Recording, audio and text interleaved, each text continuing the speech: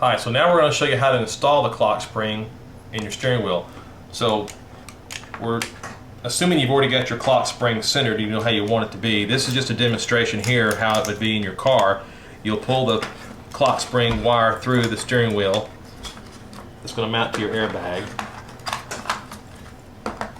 So assume we have a wheel here, you'd have your steering shaft there, and then this is the end that's going to connect to your airbag. So you have a key on the plastic here that matches up with the hole in the airbag.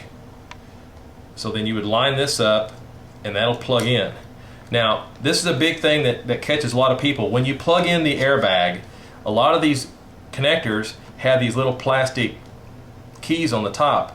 If this isn't plugged into the back here, you'll get a reading that your clock spring or your airbag's not being seen with your airbag computer. So you have to make sure this little tab gets shoved in there. Now if you don't have a tab, or you think this is causing a problem, and it does a lot of times, you've got a melted piece of plastic here that you've removed from the other clock spring, the original one, when the airbag deployed. You have to go in and do a little bit of work on this to make it function again. So I'll show you how that could be usable still. So let's assume this one's melted or this tab is gone and you're getting a bad reading. You want to repair this so you don't have to buy a new clock spring and run it down the steering wheel. So if this is unplugged, here's a blow up of the inside of that airbag. Notice in here, these little gold pieces right here are touching these little pins. These are shorting clips. So when the airbag's unplugged, these little pins are touching. So this airbag right here is currently doing this because we're not plugged in.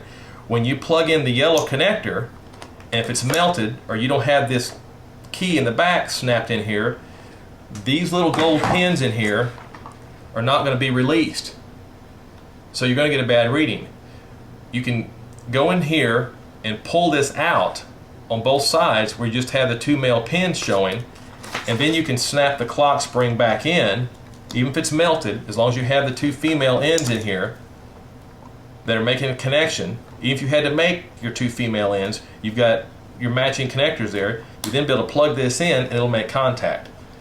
If you have everything like it belongs and snap in your key, you would then be able to turn around and place your airbag in the vehicle and you're done.